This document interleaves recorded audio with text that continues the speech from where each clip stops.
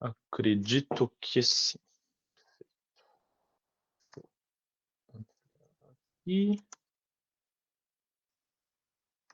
compartilhar a tela. Eu sou um pouquinho lento com tecnologia, eu vou pedir a compreensão e a paciência de vocês. Pronto, agora foi. Acho que. Beleza, a gravação tá boa também. É, idealmente, se não fôssemos tantos, né, eu gostaria de pedir para que cada um se apresentasse, me dissesse de onde vem, da onde vem o interesse pelo curso. Felizmente, eu acho que nós passaríamos muito tempo com apresentações se nós fizéssemos isso, mas gostaria de deixar claro desde o começo e sempre que vocês quiserem fazer uma intervenção, uma pergunta, um comentário, sintam-se absolutamente à vontade. Peço sempre que se apresentem quando forem falar, mas a ideia é que não seja só uma grande palestra online, mas que seja uma aula mesmo, e que vocês, enfim, se sintam mais do que convidadas, convidados a participarem com as suas questões, com as suas intervenções. Acho que isso dá mais dinamismo para a aula do que se só eu ficar falando, embora essa seja, evidentemente, a minha obrigação. Mas digo isso porque vocês não se apresentando, me apresento eu. Apresento o curso, em primeiro lugar, o título Romantismos no Panorama. Eu vou entrar em mais detalhes daqui a pouco. Nós estamos nessa edição do curso de inverno de 2025 da FEFELESH, essa iniciativa excelente de divulgação científica, né? Excelente tanto para o grande público, né? Que desde a popularização dessas aulas online pode acessar de qualquer lugar do Brasil ou do mundo, né? Eu nesse momento, por exemplo, eu me encontro em Berlim, na verdade, para um estágio acadêmico. Então, se eu estou podendo dar essa aula para vocês é justamente graças à tecnologia, e as pessoas do Brasil inteiro também podem nos acessar. Uma iniciativa muito importante para a divulgação das... Nossa, que sonho! Eu tenho que escrever meu doutorado, Vanessa, mas de todo modo é uma grande oportunidade, eu estou muito satisfeito com ela. Mas é uma grande oportunidade para, em primeiro lugar, para o grande público ter acesso ao conhecimento que está sendo produzido na nossa faculdade, e é uma grande oportunidade para nós também, que estamos fazendo nossas pesquisas. Eu vou entrar em detalhes daqui a pouco, mas quem desenvolve uma carreira acadêmica de algum modo tem a perspectiva quase imperativa, necessária, de eventualmente dar aula, lecionar. Então, é uma grande oportunidade para mim também poder experimentar essa prática docente em torno das coisas que eu venho estudando. Então, eu agradeço muito o interesse de vocês, sabem que para mim também é uma grande oportunidade, e eu me sinto absolutamente honrado com a quantidade de pessoas que manifestou interesse no curso. Falando deste que vos fala, né? Eu, como você sabe, meu nome é Pedro Augusto Pinto, eu sou doutorando no programa de Estudos Literários e Culturais do programa de pós-graduação em Letras Estrangeiras e Tradução do Departamento de Letras Modernas da USP. Originalmente, eu fiz o meu mestrado no programa de Literatura e Cultura Russas, que não existe mais, agora foi englobado pelo Letra, e cursei bacharelado e me licenciei em História, tudo pela Universidade de São Paulo, tudo pela Faculdade de Filosofia, Letras e Ciências Humanas. Aqui está uma foto do antigo prédio lá, quando era a Faculdade de Filosofia, Ciências e Letras, lá na Maria Antônia. Então, tenho aí uma trajetória de mais ou menos uns 15 anos de USP, desde quando eu entrei na graduação, e estou agora no meu sexto ano de doutorado. Infelizmente, a pandemia aconteceu no meio do processo, a USP deu 2 anos a mais de prazo para nós terminarmos o doutorado, normalmente realizado entre 4 e 5 anos. Eu estou no meu sexto agora, se tudo der certo, eu deposito e defendo no ano que vem. Então, como vocês podem observar, eu tenho uma trajetória, na verdade, a minha formação acadêmica é em história, né? Eu sou um historiador de formação, e no mestrado me especializei em literatura e cultura russas. Na verdade, eu sou se chama de eslavista ou russista, né? Tenho uma trajetória aí de já alguns anos de especialização no campo específico da literatura russa, e por conta disso é que eu acabei me interessando pelo tema do romantismo, que é digamos assim, o campo da literatura russa no qual eu me especializei, né?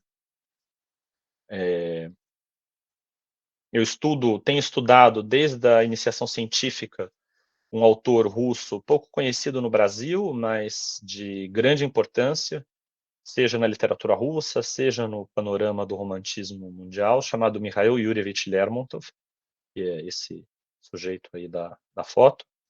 É, em duas pesquisas de iniciação científica, eu tive a oportunidade de traduzir alguns poemas dele, eu acabei me aproximando desse mundo pela atividade de tradução poética. Inclusive, comecei a trabalhar com a ideia de romantismo nesse momento. Tentei entender como o romantismo poderia me ajudar a interpretar o autor que eu gostaria de traduzir e como essa ideia poderia me dar diretrizes, me dar orientações para a própria atividade tradutória, e resultou em cerca de 20 poemas traduzidos dele, que alguns foram publicados, se vocês pesquisarem na internet, vocês vão encontrar, outros não, mas boa parte também está presente na minha dissertação de mestrado, que está disponível online, onde eu também me dediquei a poesia do Lermontov. O Lermontov, ele era poeta, prosador, dramaturgo, militar, morreu com 26 anos num duelo. Ele tem uma obra bastante diversificada, como era comum na época, diga-se de passagem. Então, eu me dediquei à poesia, mas ele não era apenas poeta. E no mestrado eu fiz um trabalho crítico, tentando entender a relação entre as ideias de ética e de melancolia na obra dele, né? Esse conceito de melancolia vai ser bastante importante para o nosso curso. É um conceito também bastante multifacetado, como a própria ideia de romantismo, e eu tenho trabalhado bastante com ela desde o do mestrado, e no doutorado também, de certo modo, ela prossegue a partir dessa ideia de negatividade, de ironia, de negação, né? São todas facetas digamos assim, de uma espécie de fundo comum que permeou o romantismo em suas diversas modalidades, em suas diversas manifestações, e tem me interessado ao longo desses últimos anos.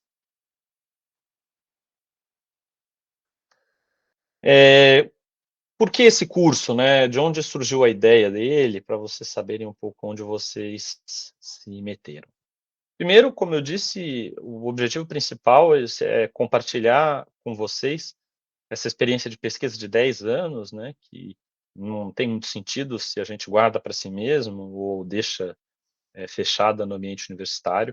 Acho que é absolutamente fundamental nos dias de hoje, principalmente num contexto de tantos ataques à universidade, em particular na universidade pública, que haja um movimento sistemático e consistente de saída da universidade em direção à sociedade, de compartilhamento do conhecimento adquirido, estabelecimento de pontes permanentes entre a universidade e a sociedade. Então, esse curso, como eu acho que a própria ênfase que a Universidade de São Paulo tem dado à extensão universitária, vai no sentido de justamente aprofundar esses elos, esses vínculos, essas pontes entre a universidade pública e a sociedade, e deveria ser o básico, né? Deveria ser algo absolutamente normal, mas que é uma tarefa que nós ainda temos diante de nós.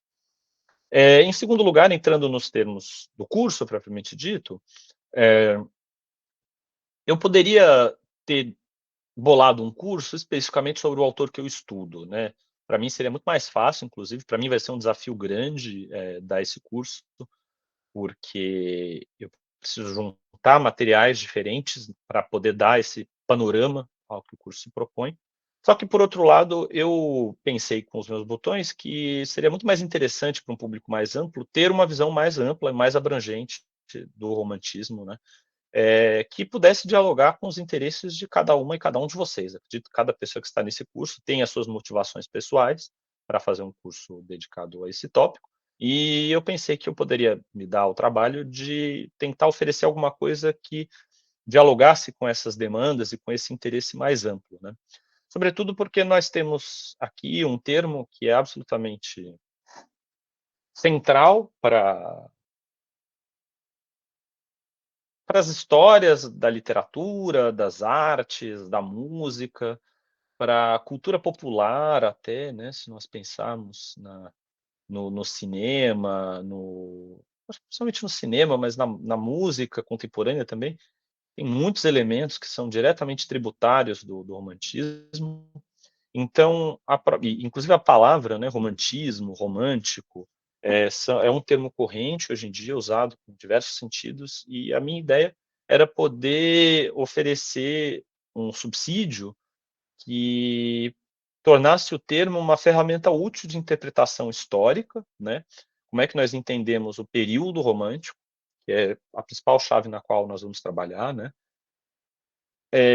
Como nós entendemos o romantismo na literatura, quais são os elementos e, sobretudo, as problemáticas, não tanto os traços estilísticos, a gente vai poder falar sobre isso daqui a pouco, mas, sobretudo, quais as problemáticas artísticas que, digamos assim, marcaram o romantismo enquanto um momento específico da produção cultural do Ocidente, né, da Europa e da periferia europeia, e, sobretudo, como uma ferramenta de interpretação cultural. Quando eu falo cultura, também vou entrar em mais detalhes daqui a pouco, nós estamos falando de uma relação intrínseca entre as produções simbólicas produzidas pela sociedade, né, geradas pela sociedade, e as experiências sociais que marcam a configuração dessas sociedades num determinado momento do tempo e do espaço. O que eu quero dizer com isso? Eh, as dinâmicas sociais, econômicas, por vezes militares, por vezes tecnológicas, etc., se manifestam necessariamente de uma maneira sempre variada, sempre, cambiante de algum modo, mas sempre se manifesta na maneira como as sociedades humanas se expressam, como elas produzem significado. Elas se manifestam na linguagem, elas se manifestam nos costumes, elas se manifestam na alimentação, elas se manifestam na maneira como as pessoas se vestem, e elas se manifestam também nas artes, na literatura, na música, no cinema, no teatro, na escultura, às vezes em obras que se tornam clássicas, né, que são as obras que nós estudamos, mas na imensa maioria das vezes em obras que serão esquecidas em pouquíssimo tempo, né. Boa parte dos livros que foram produzidos ao longo dos 200 anos não são os livros que nós lemos, mas são livros que foram esquecidos, que tiveram seu papel quando foram publicados, mas que naquele momento expressaram, de algum modo, uma experiência social que permeava aquelas pessoas que produziam e que consumiam bens culturais, né. Então, o principal a principal abordagem desse curso, que é tributária, do professor Elias Saliba, da Faculdade de História, ao qual eu teria a oportunidade de voltar, é pensar o romantismo nessa chave. Como as produções culturais de um determinado período expressaram, lidaram, elaboraram ou até, de certo modo, enfrentaram os conflitos sociais históricos que permearam a experiência dessas sociedades ao longo desse período. Por isso que nós temos manifestações diferentes do romantismo em diferentes contextos, que tem a ver com conjuntura política, com conjuntura econômica, até de certo modo com a maneira como esses países. Sócrates. Boa tarde, Sócrates. Tem a ver com a maneira como esses diversos países desses determinados contextos se inseriam digamos assim, numa rede de trocas culturais, né? E de como essa manifestação específica, que nós chamaremos de romantismo, está intimamente associada a um momento específico das sociedades contemporâneas, né? Sobretudo das sociedades europeias e das sociedades que estavam naquele momento mais marcadas, mais, digamos assim, atreladas a, ao sistema mundo, para usar um termo mais correto, mas, de certo modo, um termo mais amplo, a essas redes de trocas culturais centradas na Europa, sobretudo na França, mas não só, né? Então, eu gostaria, um dos objetivos desse curso é que o conceito de romantismo, a ideia de romantismo, possa assumir também esse sentido dessa elaboração simbólica, cultural e artística de um momento específico das sociedades, das sociedades contemporâneas e da sociedade europeia em particular, embora não só. E aí, nesse sentido, como eu comentei, ao invés de dar um curso especificamente sobre o autor que eu estudo ou sobre o contexto russo, eu pensei que seria mais interessante oferecer um panorama da diversidade no tempo e no espaço desse fenômeno, né? Como ele se manifestou nos determinados contextos europeus e em um contexto não europeu, que é o contexto brasileiro, e como a diversidade do fenômeno dialoga com os sentidos que o termo tem até hoje, né, de algum modo. Quando nós pensamos na palavra romântico, romantismo, fulano é um romântico, fulano é o último dos românticos, ah, o meu namorado às vezes é muito pouco romântico, eu queria que ele fosse um pouco mais romântico. A gente usa a palavra nesses termos, né? E tudo isso, de certo modo, também são desdobramentos do fenômeno, não são erros ou imprecisões. Na verdade, são desdobramentos dos sentidos sociais que esses fenômenos culturais foram adquirindo ao longo de pelo menos 200 anos, 250 anos. Tudo bem até aqui, gente? Me interrompam, por favor, se tiverem dúvidas, questões, podem fazer comentários. Passar aí para o próximo. Então, com isso, a gente passa, isso tudo foi, de certo modo, uma apresentação. Com isso, nós passamos para a aula de hoje, propriamente dita, né? Que, se vocês olharem no programa, é intitulada como um conceito múltiplo. Aqui é um quadro que o Lermont, talvez esse autor que eu estudo, ele pintava também, além de escrever poesia, prosa, teatro, ser duelista e andar a cavalo, ele pintava também, pintou essa bela aquarela aqui. Tem a ver com um poema dele também, que se chama O Veleiro. Pois bem, por que um conceito múltiplo? Como nós já vimos, como eu já comentei, como vocês devem ter percebido, a palavra romantismo ela carrega uma série de sentidos, uma série de conotações, né? E como é que tá? Ah, e, e todas elas são possíveis. A minha ideia aqui não é estabelecer, como algumas pessoas fazem, que um sentido é correto e os outros estão errados, tá? Esse não é o meu intuito. O intuito é entender que, dependendo da maneira como nós usamos essa palavra, dependendo da maneira como nós desenvolvemos o que se entende por romantismo, nós teremos acesso a fenômenos artísticos, culturais, históricos diferentes. E é importante que, quando nós usamos esse termo, sobretudo nas ciências humanas, nós temos consciência da maneira como nós estamos utilizando, porque senão nós corremos o risco de cair em ambiguidades, em imprecisões, ou até mesmo em ruídos comunicativos, né? Porque é uma palavra que pode ser entendida de diversas maneiras, inclusive não por acaso gerou um longo debate a seu respeito. Então, antes de passar para o próximo ponto, eu gostaria de conversar com vocês um pouco, gostaria de convocar vocês a se manifestarem.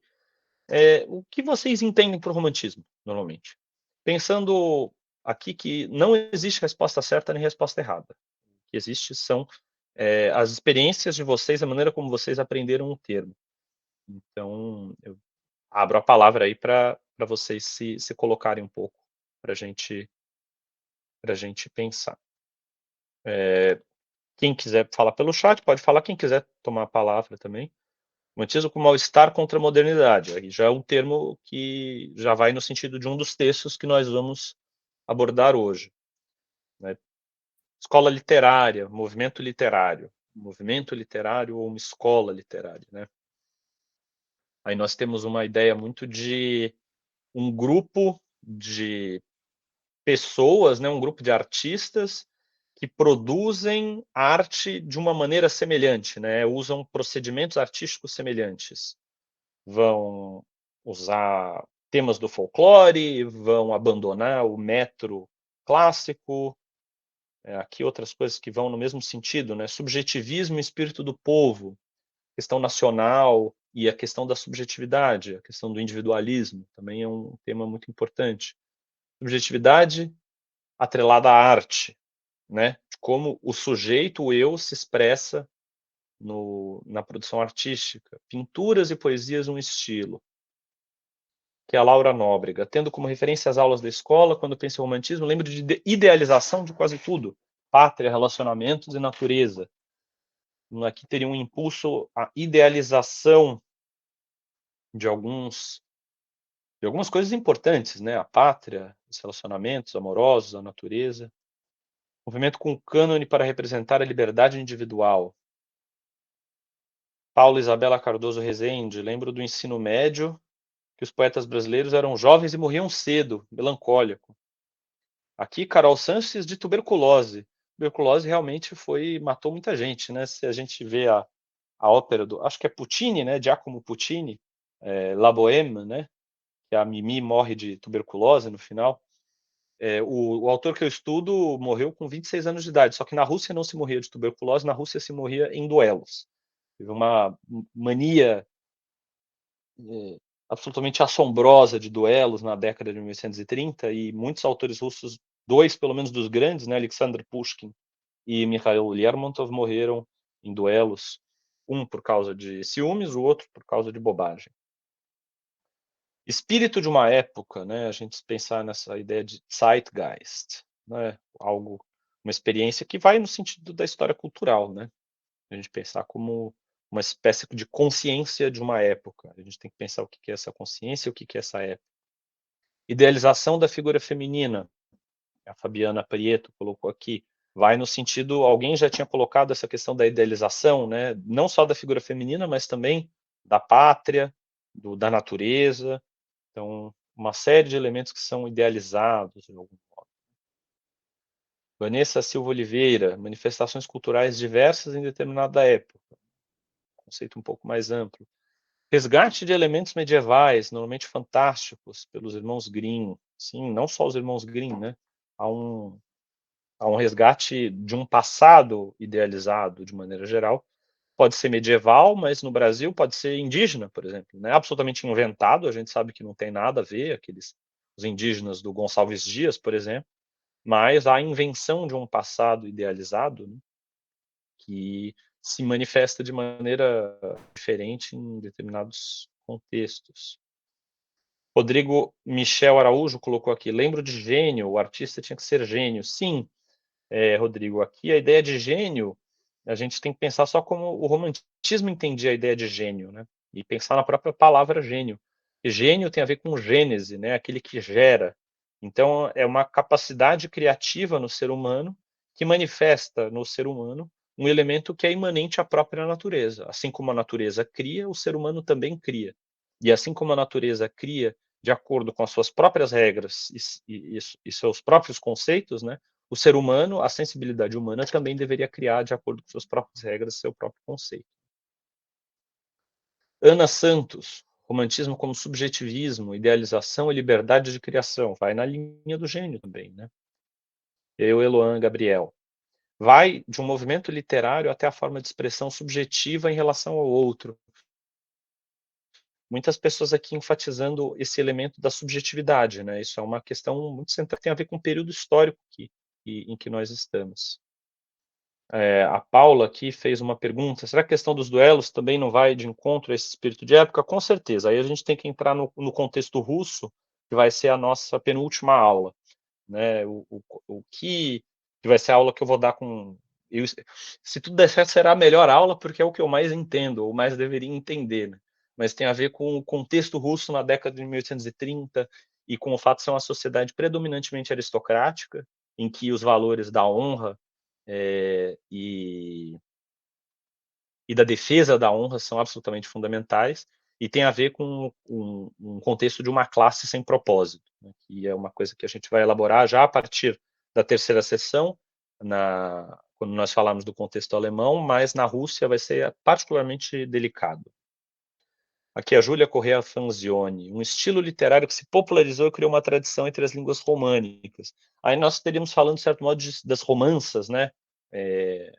A Júlia retoma, de certo modo, a etimologia do termo, e eu vou trazer novamente daqui a pouco, mas de fato criou uma tradição, né? Tanto que até hoje o romantismo marca muito a nossa sensibilidade. Nós, de algum modo, somos até hoje tributários do romantismo. Isso é um elemento que é absolutamente fundador na modernidade, né? Aqui tem a ver com a pergunta que a Paula tinha feito. O João Vitor Pedrosa Carvalho, além da idealização associada ao sublime, né?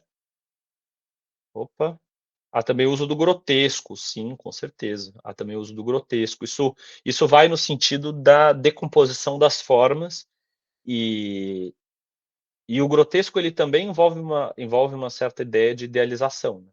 Envolve essa ideia, não de idealização. O grotesco ele também pode ser sublime de algum modo, porque o grotesco ele também vai criar essa tensão pela feiura, né, que o sublime normalmente cria pela beleza, que também tensiona o espírito e faz com que o espírito humano se eleve sobre aquilo que é vulgar, de certo modo. Mas, enfim, isso é uma das razões pelas quais gostavam do Shakespeare, por exemplo, né?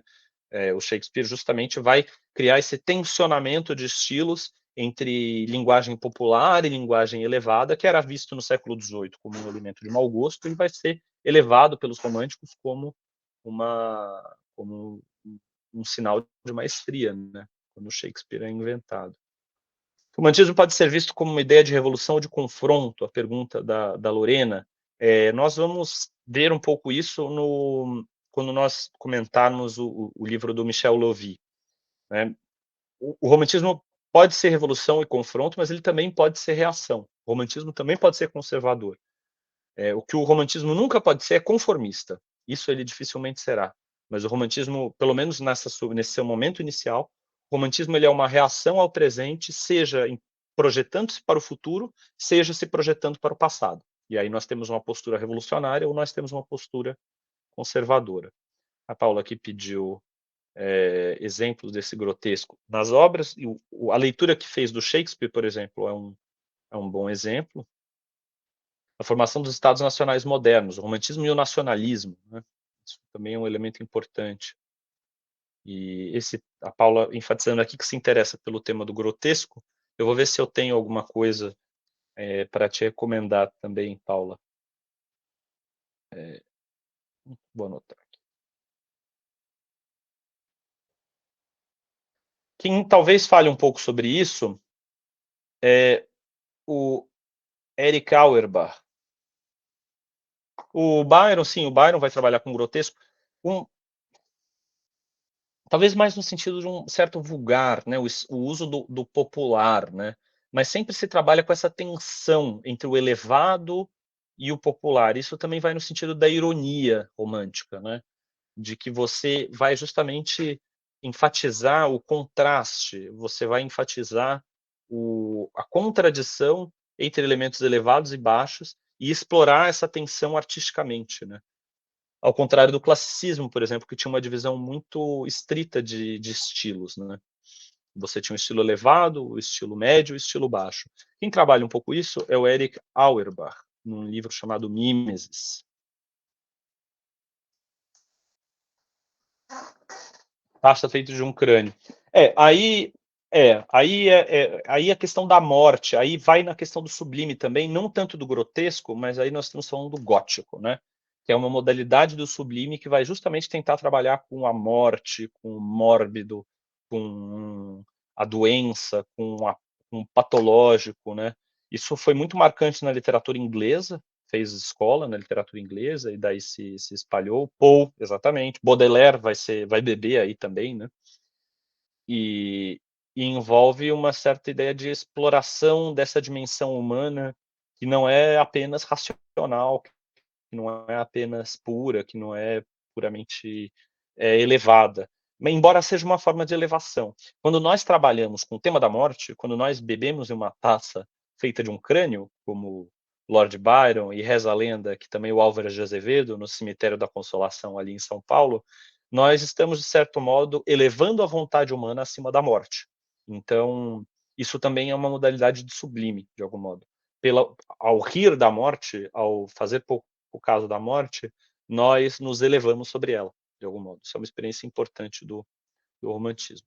Mas muito legal, ler os comentários de vocês. A gente vê aqui e, de maneira geral, as pessoas têm uma noção maior dos temas e dos procedimentos da escola, do que seria uma escola romântica, de algum modo, né? De como determinadas produções artísticas se centraram em determinadas temáticas, né?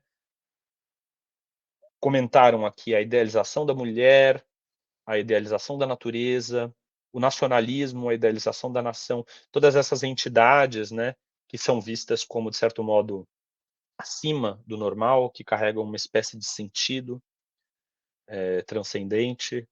Vocês trouxeram também a questão da subjetividade, do subjetivismo, da expressão da individualidade, do gênio, ou seja, uma experiência que era nova naquela época, né?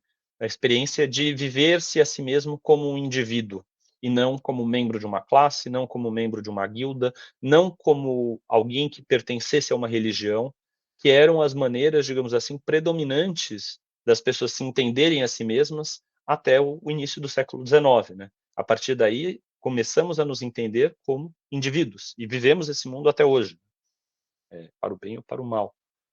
E, e outros elementos também de, de, de traços artísticos que eram usados, né? Questionamento das formas, rompimento do cânone, liberdade individual.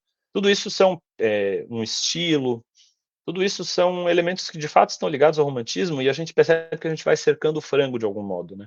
Nós juntamos todas essas ideias, nós, de certo modo, vamos pintando como que um quadro, né, para usar uma metáfora pictórica, montando esse quebra-cabeça em que, aos poucos, uma totalidade vai surgindo. E a ideia é que eu consiga ajudar vocês a justamente pensar nessa totalidade. Sempre que nós nos deparamos com uma palavra complicada, complicada seja porque a gente não entende o sentido, seja porque ela tem sentidos demais, é sempre bom recorrer ao dicionário. O dicionário ele sempre traz uma porta de entrada. Antigamente, quando eu era criança, talvez eu tenha sido uma das últimas gerações a fazer consultas em dicionários e enciclopédias, era chamado de pai dos burros, né? E o dicionário ele sempre, de certo modo, consolida visões correntes sobre um determinado fenômeno. Então, é muito interessante a gente olhar dicionários de diversas épocas, por exemplo, para ver como elas entendiam determinados conceitos, olharmos diversos dicionários e ver o que eles priorizam, quais os sentidos que eles, de certo modo, destacam, quais sentidos que eles omitem, e às vezes até dicionários em línguas diferentes, para quem domina outros idiomas. A bibliografia sobre romantismo em outros idiomas é muito extensa, mas mesmo olhando dicionários, às vezes nós conseguimos ter uma noção dos sentidos mais correntes, mais utilizados do termo em traduções de outras línguas. Uma coisa aqui no chat, depois você deve falar com essa questão do sublime grotesco, para não fugir muito, os anões chamei de São bem grotesco. Ah, legal, o pessoal tá comentando aqui. No final, se você quiser lembrar, Paula, vai ter um momento de perguntas, aí a gente volta ao assunto. Então, a gente vê aqui no dicionário algumas coisas que vão no sentido de que vocês mesmos levantaram, né? O primeiro aqui, movimento artístico, literário e filosófico, se originou na Europa no século XVIII, caracterizado por ser uma reação ao neoclassicismo e por dar livre curso à imaginação e às emoções. Então, a gente poderia destacar aqui a ideia de ser um movimento, né? Ser uma corrente de criação e de pensamento, né? A gente poderia acrescentar também a pintura, o teatro, pensamento político, né? A história foi muito marcada pelo romantismo. Se originou na Europa do século XVIII, caracterizado por ser uma reação ao neoclassicismo. Então, as escolas elas normalmente se opõem umas às outras, né? Nessa história literária. Depois vem o realismo, se opõe ao romantismo, aí depois vem o modernismo, se opõe ao naturalismo, né? Elas estão sempre se opondo umas às outras, competindo umas com as outras, por assim dizer. E, por fim, por dar livre curso à imaginação e às emoções. E aqui a gente consegue depreender tanto o elemento subjetivo, que vocês destacaram, né? Essa ênfase nos próprios sentimentos, nas próprias emoções, nos próprios sonhos, na própria fantasia, né? Em detrimento de uma ideia mais impessoal, de racionalidade, de bom gosto, que é o que predominava no século XVIII. E também a idealização de certas entidades, né? Quando nós pensamos nessa ênfase à imaginação e às emoções, por exemplo, o fato de que não importa tanto a pessoa que eu amo, mas importa como eu a idealizo, né? Os ideais que essa pessoa representa. Se ela representa a beleza, se ela representa a bravura, se ela representa a liberdade, se ela representa a felicidade, etc. Então, de certo modo, há um movimento de priorizar a fantasia em detrimento da realidade, justamente a fantasia como um elemento de expressão subjetiva. E as emoções, que vão no mesmo sentido, né? A imaginação como o pincel das emoções, de algum modo. Então, aqui a gente vê muito do que vocês trouxeram, principalmente nesse ponto 1. 2, qualidade de romântico ou romanesco. Aqui é interessante, porque isso nos remete à etimologia da palavra. E a etimologia de certo modo, é de onde os outros sentidos vão se desdobrando, de algum modo. Né? Quando nós pensamos romântico, e no sentido da oposição ao clássico, nós estamos pensando nas línguas românicas, certo?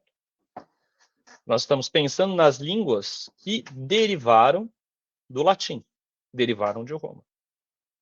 E em que sentido isso se opõe, então, à tradição clássica, que era uma tradição greco-romana, por assim dizer? Na medida em que, a partir do Renascimento, né, a partir lá do século XV, XVI, XVII, há essa ênfase em um retorno aos padrões clássicos, né, e um desprestígio da cultura medieval, que era uma cultura de línguas românicas, era uma cultura toda construída em torno das tradições das línguas que se originaram do latim, mas, de certo modo, se destacaram deles justamente por serem populares, né, por não serem mais línguas escritas por aqueles que dominavam a linguagem do papel, mas sim línguas que foram surgindo e que expressaram, de certo modo, essa experiência popular e cotidiana da Idade Média. Né? Então, romântico nesse sentido já seriam as obras escritas em línguas românicas, por exemplo, a Divina Comédia, de Dante, ou Miguel de Cervantes, ou Shakespeare, todos esses, ou o próprio Camões, nós pensarmos, né? Embora ele ainda esteja dialogando, assim como Dante também ainda estão dialogando com a tradição clássica, a gente inclusive pode a partir daí questionar essa oposição tão direta, né, entre romantismo e classicismo, como se uma coisa não tivesse nada a ver com a outra, mas de certo modo você já está formando aí uma tradição em línguas que já não são clássicas, lembrando que se escrevia em latim, muitas pessoas escreviam em latim até o século XVII, ligadas com essa experiência, digamos assim, moderna. Então, o romantismo já tem essa relação muito forte com a ideia de modernidade. Vai ter uma polêmica muito famosa na Academia Francesa, no começo do século XVIII, que se trata justamente da polêmica dos antigos contra os modernos. Né? Então, quando nós enfatizamos o uso dessas línguas românicas, dessas línguas que não existiam na antiguidade, nós já estamos destacando, por um lado, uma tradição popular e medieval, e, por outro, nós estamos enfatizando uma experiência moderna, calcada não mais nos ideais eternos de beleza, de bom gosto, de pureza, mas sim numa experiência histórica específica que passou a se afirmar com cada vez mais força e cada vez mais velocidade, ali a partir da Idade Média, evidentemente, mas também na Renascença, na Idade Moderna e depois com a dupla revolução, ali de maneira cabal. E quando nós pensamos no termo romântico como escola literária, nós estamos pensando, na verdade, de uma derivação aqui do termo romanesco. Por quê? Porque do termo românica, né, surge o termo romance, ou, melhor dizendo, romança, que eram justamente as canções e obras literárias surgidas, produzidas nessas línguas neolatinas, né? Então, o trovadorismo, que nós estudamos na escola, as canções populares, todas essas produções poéticas que não seguiam um cânone rígido do classicismo, e que, de certo modo, trabalhavam com a imaginação popular, trabalhavam com mitos populares, resgatavam elementos do paganismo, superstição, folclore, todos esses elementos eram, de certo modo, já consolidados nessas canções, assim como a experiência amorosa, a ênfase na centralidade da experiência amorosa, né? Então, tudo isso, de certo modo, se consolida nesses termos, nessas obras, nesses romances, nessas romances, né? Os romances de cavalaria, por exemplo, e a partir deles vai surgir o termo romântico, que pelo menos na língua francesa, o primeiro uso foi feito pelo Rousseau para descrever um lago, descreveu o lago Léman, se eu não me engano, lá na Suíça, e ele diz que ele descreve um ambiente como sendo mais romântico. Quem cita isso é o professor Elias Saliba, nas Utopias Românticas. Ou seja, romântico nesse sentido quer dizer como nos velhos romances, como nas canções populares, como nessas obras de imaginação de origem popular. E a partir daí, o termo vai se consolidar, em particular na filosofia alemã, como esse impulso artístico criador, esse impulso filosófico, calcado na imaginação e calcado na produção moderna de obras de arte, né? Calcado nessa produção literária, não mais calcada em ideais clássicos fixos, mas em uma produção espontânea, livre de regras, né? Isso tudo tem que ser um pouco matizado, mas o central talvez aqui seja que trata-se de produções que vão acompanhar a evolução do tempo. Talvez isso seja o mais apropriado para se colocar. Porque essa liberdade, ela não é uma liberdade por si mesma. Lógico que vai ter quem leve por esse lado, mas se trata de uma liberdade necessária para dar conta de uma experiência histórica em transformação, de um mundo que não corresponde mais àquele mundo do classicismo e que, portanto, exige novas formas, né? Essa liberdade de criação e esse desprendimento das regras não se trata simplesmente de um impulso anárquico, embora seja também em alguns momentos, mas se trata da constatação de que aqueles moldes já não dão conta de uma série de experiências, de uma série de elementos históricos e sociais que foram surgindo, sobretudo com o desenvolvimento do capitalismo, e que carecem de uma reformulação formal para poderem gerar obras de arte significativas. Ok? E isso tem a ver com esse resgate dessa literatura de origem medieval, e, enfim, que muito mais calcada na fantasia, na imaginação, enfim, esses elementos. E por fim, a terceira definição aqui, que eu achei interessante que ninguém trouxe, né? Todo mundo já sabe que não, o curso é sério, né? Não pode trazer coisa do senso comum, mas isso é um termo que a gente usa muito, né? O romântico, o romantismo nesse sentido popular, né? Aqui está peja de pejorativo, comportamento do que não tem senso prático ou de realidade, porque se deixa levar pelo devaneio e pela imaginação. E aqui o exemplo: seu romantismo o fazia sofrer constantes decepções. Notem que, embora isso seja um uso corrente, ele está diretamente atrelado ao termo, né? Se nós lermos, por exemplo, Os Sofrimentos do Jovem Werther, ou René, ou os Efeitos da Paixão, do Chateaubriand, que é um livro diretamente tributário do Jovem Werther, nós veremos personagens absolutamente incapazes de se adequar às exigências mais simples da vida prática, né? Para quem não conhece os sofrimentos do Jovem Werther, se apaixonar por uma mulher casada e fiel ao seu marido, por exemplo, tendo escrúpulos, podia ser um canalha, um cafajeste, etc. Mas é obviamente que isso não vai dar certo. Então, uma pessoa sensata vai tirar o cavalinho da chuva, vai se apaixonar por outra pessoa, vai fazer um luto lá, etc. Mas para o jovem Werther aquilo representava um ideal tão elevado que seria mesquinho, seria uma coisa absolutamente vulgar você abrir mão de um amor só porque ele é impossível, né? Então nós vemos aí como esse termo Dom Quixote, como precursor do romantismo também, de certo modo, era uma figura muito, muito querida pelos românticos, né? Dom Quixote. Justamente alguém que enlouqueceu pelos livros, né? Uma pessoa que vivia pelos livros, pelos romances de cavalaria. Né? Ele, quem conhece a obra, ou a leu, mas, ou não leu, conhece a história, há de se lembrar que o Don Quixote enlouquece de tanto ler. Ele vive tanto nesse mundo da fantasia que se torna uma pessoa incapaz de lidar com as exigências mais vulgares, mais simples e triviais da vida prática.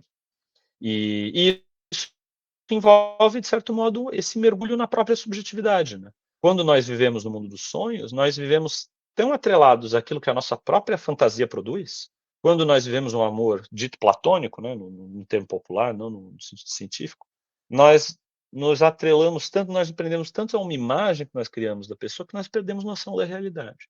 E isso envolve justamente essa hipertrofia da vida subjetiva que foi exaltada pelos românticos de algum modo, no momento em que isso fazia sentido, cumprir destacar. Sabe, no momento em que isso era revolucionário, inclusive, né? Porque o indivíduo ele não era só uma fonte de impulsos artísticos e criadores. O indivíduo também, se nós lembrarmos da Revolução Francesa, ele era visto agora como um cidadão, os homens principalmente, né? Óbvio que quando nós pensamos nas clivagens de gênero, muitas questões aqui elas ganham matizes importantes, mas nós estamos pensando em homens e depois mulheres também, porque surgirão figuras, digamos assim, sendo um pouco anacrônico, mas com certas inclinações feministas, principalmente na França, na década de 1930, mas também na Inglaterra, estamos pensando em indivíduos que são pessoas que sonham, que têm os seus desejos, têm a sua vida subjetiva, e que também são detentores de direitos, né? O direito à inviolabilidade do lar, o direito à liberdade de expressão, o direito à liberdade de consciência, o direito à liberdade religiosa. Todos esses são temas que vão surgir na Revolução Francesa também, se vocês pensarem, de modo que essa expressão da vida subjetiva, que é tão enfatizada pelo romantismo, ela possui um elemento político muito importante. Um elemento político, um elemento, de certo modo, também editorial importante, porque nós estamos vivendo um contexto de mudança na maneira como a literatura é produzida e lida, né? Nós estamos por uma experiência de produção e consumo literário cada vez mais individual também, e que, portanto, dava margem para que essa experiência, essa ênfase nos sentimentos, essa ênfase no devaneio, ela expressasse, na verdade, um fenômeno socialmente, politicamente bastante relevante naquele momento, que hoje em dia já é questionável, né? Mas naquela época era uma coisa que fazia bastante sentido. Muito que bem. E aí o sentido amoroso também, né? Uma pessoa romântica, uma música romântica também tem a ver com essa ênfase tão grande nos próprios sentimentos, né? Que faz com que o amor, né, o desejo, o erotismo assuma uma proporção muito importante. Tudo bem até aqui, gente? Se tiverem perguntas, por favor, me interrompam. Muito bem. Passando agora para algumas abordagens, né? Como é que nós podemos pensar a ideia de romantismo de acordo com a literatura? Quais são as maneiras como a literatura aqui não no sentido da literatura, os textos literários, mas a bibliografia a respeito, né? Eu vou passar aqui para vocês algumas perspectivas que, a meu ver, são as mais relevantes e que têm as suas vantagens, as suas desvantagens, enfim, são maneiras diferentes de compreender. Em primeiro lugar, nós temos aqui as diversas histórias das linguagens artísticas, né? Literatura, música, teatro, podemos pensar na moda também, podemos pensar na vida cotidiana, podemos pensar na filosofia, né? Podemos pensar na biologia, há uma biologia romântica de algum modo também, principalmente foi muito importante na Rússia, por exemplo, surgiu na Alemanha, mas foi muito importante na Rússia. E cada uma delas vai, de certo modo, estruturar uma, uma certa ideia de romantismo, né? Enfatizando aspectos estilísticos, né? Que procedimentos serão utilizados? Vamos usar métodos clássicos ou não vamos? Vamos respeitar a divisão de estilo alto, médio e baixo, como no classicismo, ou nós vamos romper esse estilo? Vamos respeitar a unidade de tempo e espaço do teatro clássico, ou vamos usar diversos espaços e diversos tempos, como Shakespeare, que era visto como uma obra de mau gosto, né? Ou temáticos, né, como surgiu na fala de vocês, né? Então o que nós vamos tematizar, né? O romantismo vai tematizar o povo, vai tematizar a nação, vai tematizar o amor, vai tematizar a fantasia, né? Vai tematizar um passado idealizado, uma Idade Média idealizada, etc. Já o classicismo vai tematizar as grandes figuras históricas, né? Vai tematizar os grandes momentos históricos. E normalmente eles são contrapostos ao que vem antes ou ao que vem depois, né? Então a gente pensa, é muita maneira como nós aprendemos na escola mesmo. Então nós vamos ver no classicismo a ênfase às regras, no romantismo a ruptura com as regras.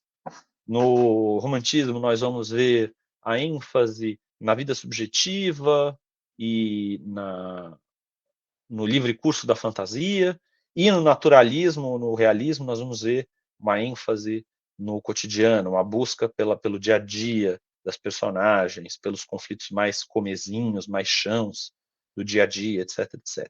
E aí vai vir o modernismo e vai se contrapor a isso também, pensando em elementos já, digamos assim, suprarrealistas, voltados à expressão popular brasileira, enfim, a gente pode, vocês com certeza têm alguns exemplos aí na memória de vocês. Cada uma dessas interpretações, ela vai variar, em primeiro lugar, de acordo com a forma artística, né? Para quem é familiarizado com a música clássica, por exemplo, deve lembrar que a música romântica, por exemplo, ela vai começar mesmo na década de 1830, 1840, né? Mesmo Beethoven, que era um artista romântico, fazia música, pelos termos da história da música clássica, fazia música clássica, propriamente dita, assim como Mozart, assim como Haydn, né? Por uma série de critérios composicionais, né? A maneira como ele compunha as suas sinfonias, as suas obras, fazem com que os especialistas, eu não sou especialista, precisaria falar com alguém da música, interpretem a obra de Beethoven como uma obra já ainda ligada ao classicismo, muito embora ele fosse um artista romântico, nos termos da sua a maneira como ele via a própria obra, a maneira como ele se via na sociedade, o papel que ele exigia para si mesmo diante do seu público, etc. Se nós virmos uma história do romantismo no Brasil, por exemplo, nós veremos que o romantismo no Brasil ele começa, na verdade, quando o romantismo na Europa está acabando, né? Pensarmos no romantismo na França, na Inglaterra e na Alemanha, talvez na Rússia.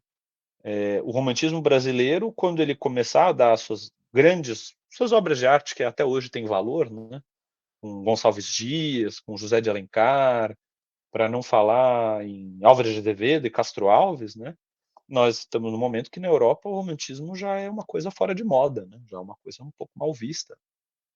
Mas no Brasil, por uma série de fatores, nós temos o desenvolvimento dessa linguagem, esses elementos temáticos, sobretudo, né, de tematização do nacional, tematização do gótico, né, do macabro em Álvares de Azevedo, ou elevação do poeta, né, estilo grandiloquente, com o movimento condoreiro, né, do, do Castro Alves, né? Imagina, Castro Alves nós estamos falando de 1860, 1870, né?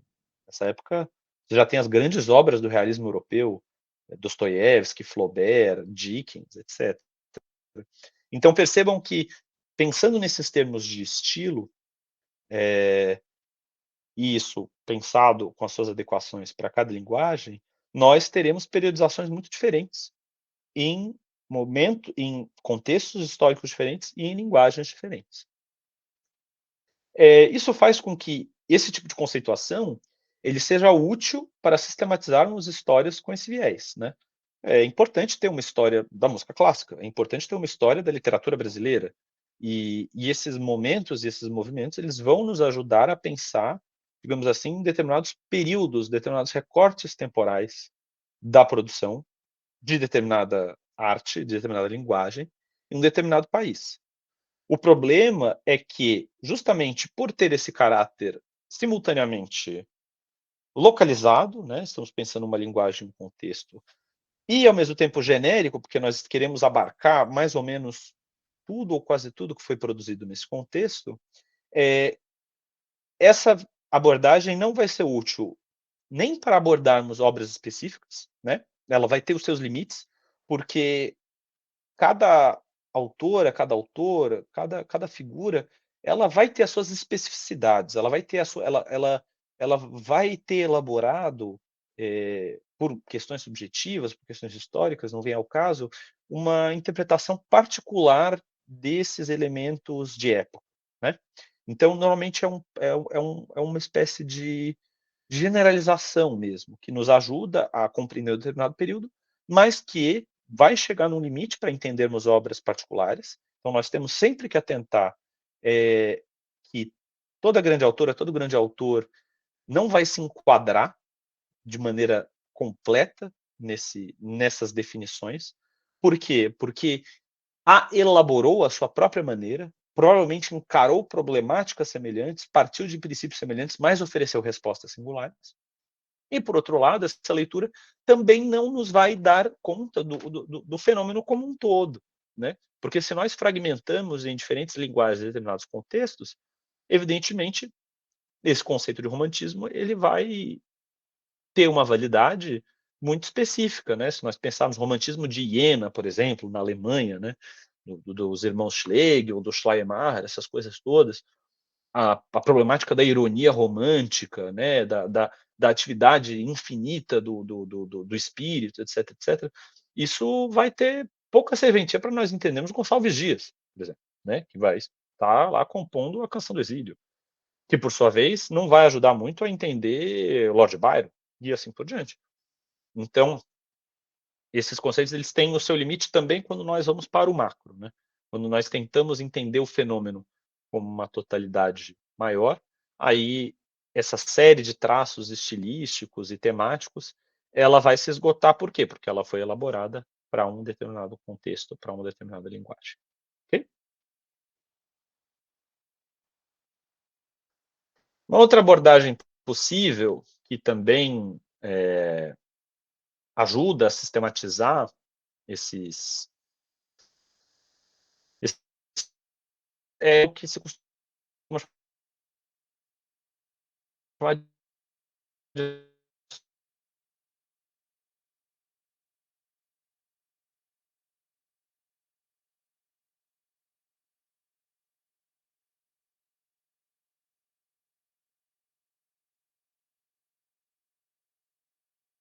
repensar, entre diversos autores, entre estão me ouvindo? Alô, alô? Alô, voltou?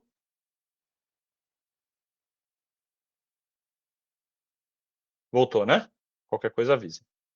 Beleza. Nossa, eu mexi no outro computador e deu problema nesse daqui. Bem,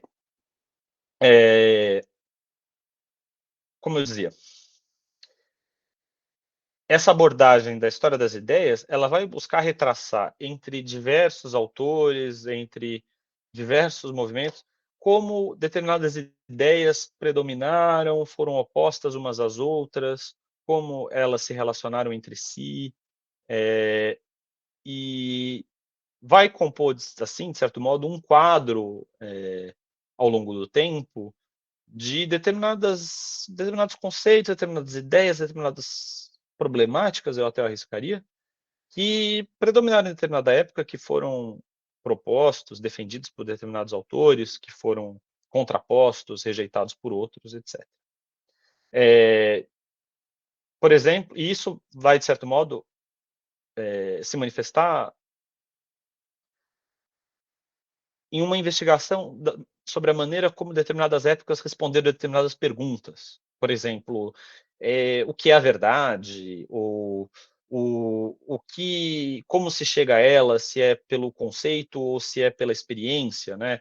E aí nós vamos ter diversos ismos, né, que vão ser vistos em diversos momentos. Por exemplo, nós vamos ter um empirismo, né, que vai ser defendido por determinados autores na Grécia Antiga, depois vai ser resgatado por determinados autores na Inglaterra, e isso vai fazer com que todos esses autores eles se agrupem na defesa de que a experiência é o caminho privilegiado para se chegar ao conhecimento, por exemplo. Ou então nós vamos ter uma resposta ceticista, né? Vamos ter um ceticismo que vai ter suas manifestações na Grécia Antiga, depois vai ter suas manifestações de novo no século XVII, etc., que são autores que vão dar a resposta de que não, é impossível chegar ao conhecimento. Então percebam como há, de certo modo, uma espécie de tipologia de uma certa tipologização do pensamento, né? Nós vamos dividir o pensamento em determinados tipos, em determinados, digamos assim, determinadas constantes, e nós vamos tentar entender como elas se dividiram ao longo do tempo, como nós categorizamos determinados autores, obras e períodos nesses ramos comuns, priorizando suas afinidades em detrimento de suas especificidades, né? Então nós vamos aglomerar, aglutinar determinados autores, porque eles têm uma certa semelhança. Nós não vamos pensar tanto nas especificidades de cada um, como cada um abordou determinado problema, etc. Isso vai acabar interessando menos. Essa abordagem também tem seus limites, né? Evidentemente, mais uma vez, ela tem as suas vantagens, né, na medida em que ela serve de introdução a conceitos e discussões filosóficas complexas. Ela permite, de fato, que você se introduza em determinadas discussões, entender o diálogo do Kant com, sei lá, com o povo lá da Inglaterra, com o Locke, com o Newton, etc, etc. Mas ela se limita diante do tensionamento interno dos seus campos e, consequentemente, sua historicidade. Na medida em que nós aglutinamos nomes e obras num determinado bloco, nós perdemos de vista a especificidade de cada um e entendemos que, na verdade, muitas vezes o pensamento estava se desdobrando de maneira dinâmica, por assim dizer. Não havia respostas prontas para determinados problemas, mas havia uma investigação em curso a partir de determinados problemas dados historicamente que levaram a determinadas respostas naquele período e que tem a ver menos com uma convicção sobre alguém ser empiricista, ceticista, materialista, organicista ou criticista, ou o que é que seja, mas sim como uma maneira como a discussão se deu num determinado momento histórico por uma série de razões. Então, eu acredito que o nome do Isaiah Berlin está aqui porque ele acho que é uma das maiores figuras dessa abordagem. Tem uma série de livros, inclusive um sobre romantismo, que foi um tema pelo qual ele se interessou bastante na vida dele, mas tem um pouco esse limite, né, de se restringir a uma espécie de nivelamento de pensamentos bastante diversos, às vezes. Ok?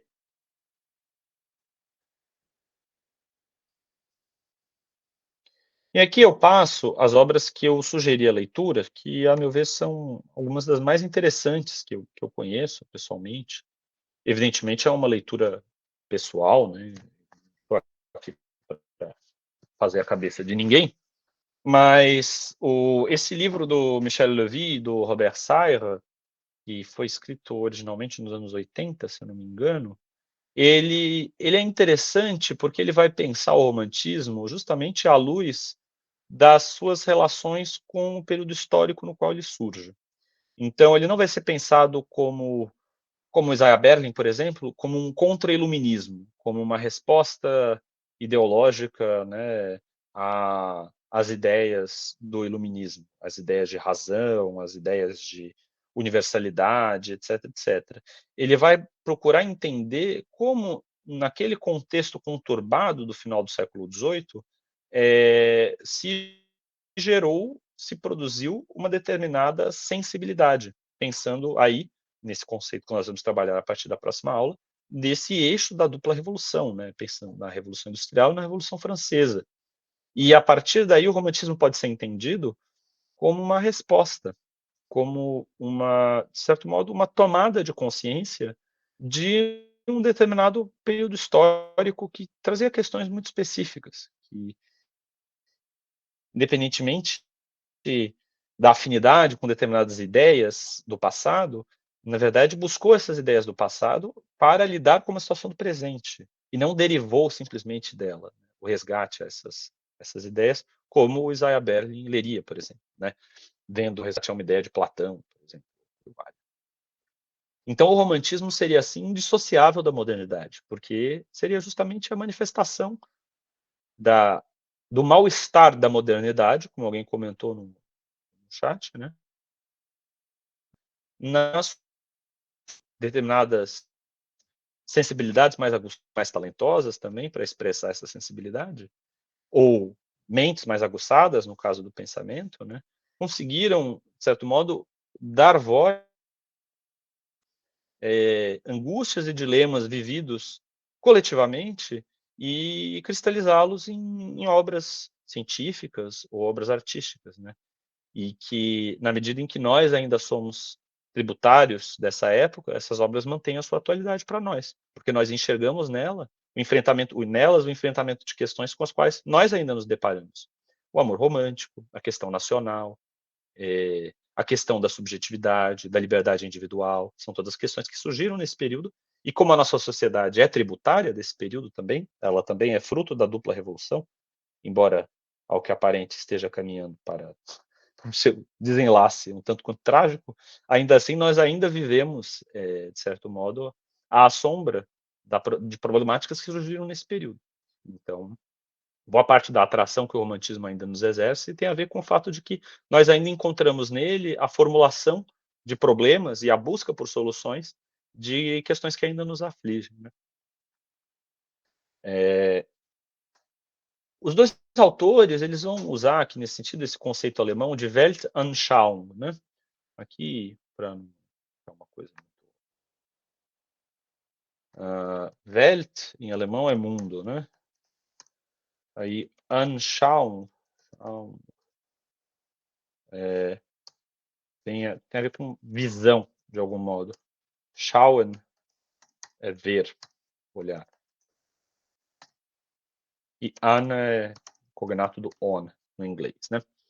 Então, é um pouco essa ideia de visão de mundo, digamos assim, né? É um termo que se consolidou em alemão, mas que pode ser compreendido em português, sem nenhuma grande mistificação, assim, essa coisa de que as coisas em alemão não têm tradução, tem que ser sempre levado com estado de sal.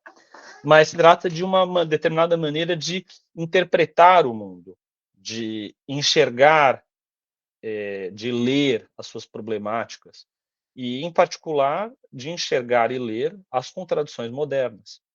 A questão do desenvolvimento da indústria, e do desenvolvimento da técnica, e da automação progressiva da vida humana, a questão da atomização social, do isolamento do indivíduo, né? Da fragmentação das experiências individuais, em detrimento de uma experiência coletiva. Outro ponto que tinha me ocorrido agora. A questão da massificação, a questão de como essa atomização social, essa fragmentação em vidas cada vez mais isoladas, ocorre de maneira simultânea, concomitante a uma padronização dessas vidas, né, em torno de elementos cada vez mais massificados, em torno da técnica, em torno da administração, da sociedade, enfim, e da própria complexificação da economia de mercado. O desencantamento do mundo, né, o fato de que, com o desenvolvimento das forças produtivas, sobretudo a partir da primeira, também da segunda revolução industrial, há cada vez menos espaço para elementos simbólicos e transcendentais na experiência cotidiana, né? Tudo se reduz ao cálculo econômico, tudo se reduz a elementos materiais e terrenos da experiência humana, o que geram um esvaziamento de sentido, né? Uma falta de propósito para a experiência. Todas essas problemáticas, de certo modo, vão ser privilegiadas pela leitura romântica da modernidade, né? Nós poderíamos pensar em outras, né? O marxismo vai romper com isso, de certo modo, embora o Michel Levy leia o Marx como um romântico. Não é de todo errado, porque o Marx se formou nesse caldo, né? Mas o materialismo marxista já vai no outro sentido, né? O problema não é o desencantamento do mundo, o problema é a alienação, né, a alienação do trabalho, a exploração da força de trabalho, o conflito de classes e as contradições internas do capitalismo, por exemplo, né? Vai ser uma outra crítica da modernidade possível.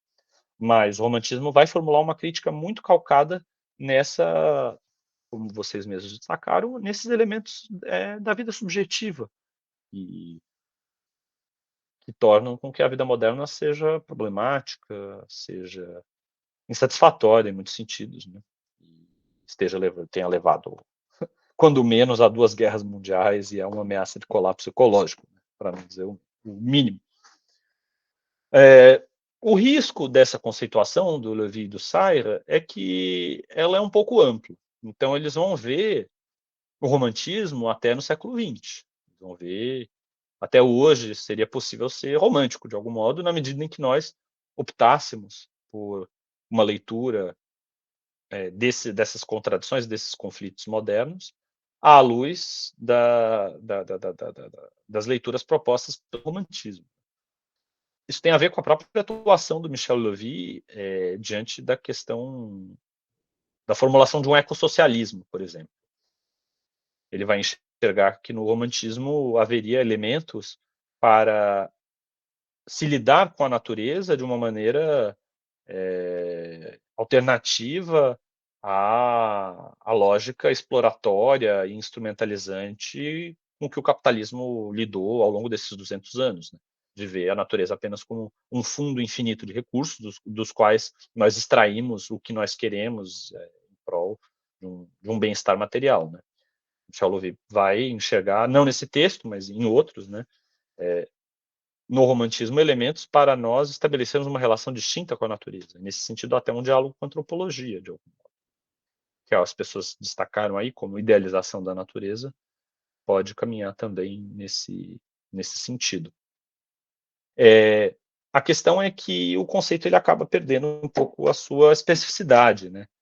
Nós pensamos que se pode ser romântico até hoje, qual que é a diferença entre o que é produzido hoje e o que era produzido no começo do século XIX, por exemplo, né? Entre as obras poéticas, as obras musicais que eram produzidas naquela época e as produções que são feitas hoje em dia. E há uma diferença de fundo, né? A partir da segunda Revolução Industrial e a partir de 1848, sobretudo, há uma ruptura que vai fazer com que as estratégias de expressão desses conflitos e desse mal-estar tenham necessariamente de mudar para continuar atuais. Não por acaso o romantismo se tornou uma coisa um tanto cafona, muitas vezes. Né? Há muitas obras que nós lemos hoje em dia que naquela época calavam fundo na alma das pessoas, né? E hoje em dia são relativamente esquecidas. E então acho que são coisas às quais nós temos que nos atentar para não transformar o conceito num grande guarda-chuva onde, ou como diz o professor Elias Saliba, num grande evangelho em que todos que baterem serão atendidos, né, para usar a parábola. Ou seja, como é que o conceito retém a sua especificidade e a sua capacidade de interpretar elementos específicos da história cultural moderna, né? E não se torna uma categoria, digamos assim, meio coringa. O risco da conceituação dos dois é esse. Mas essa leitura de o romantismo como resposta cultural à modernidade me parece uma das mais brilhantes contribuições para o debate. E vocês vão ver que nós vamos usar aqui, pode ser uma questão de preferência, mas muitas obras brasileiras sobre o assunto. Acho que nós temos uma produção muito interessante. Michel Levy, embora ele, até onde eu saiba, ele não seja brasileiro, ele se radicou no Brasil, trabalha no Brasil há muito tempo, mas nós temos interpretações excelentes do período que foram formuladas no Brasil ao longo dos últimos 40 anos e que, a meu ver, estão entre as mais interessantes foram produzidas a respeito. Aí, um pouco nessa linha também, tem uma interpretação que eu gosto muito, que é a do professor Elias Tomé Saliba, que é professor do Departamento de História da Faculdade de Filosofia, Ciências e Letras, e que é especialista em humor, na verdade. Eu fiquei muito feliz que eu achei essa foto dele rindo. A grande obra dele, na verdade, se chama As Raízes do Riso, e ele estudou o humor no Brasil no final do século XIX e começo do século XX, né? Da Belle Époque aos princípios do rádio. Mas ele escreveu um livrinho que ele mesmo, o Elias é de uma humildade, assim, espantosa. Ele mesmo fala que não é grande coisa, que eu Pedro, né, levo a sério demais esse livrinho, mas a meu ver é uma das coisas mais formidáveis que já foram escritos sobre o período, é um livro de cento e poucas páginas, que se chama As Utopias Românticas, que eu encaminhei para vocês, como sugestão de leitura. É uma leitura deliciosa de ser feita, curta, e ao mesmo tempo de uma sagacidade interpretativa que, a meu ver, é rara, porque ele juntou, de certo modo, essa interpretação do Lovie e do Sayre, com a qual acredito que ele já tivesse contato quando elaborou a obra, com as suas ferramentas de leitura da história da cultura e com um balizamento histórico um pouco mais preciso, né?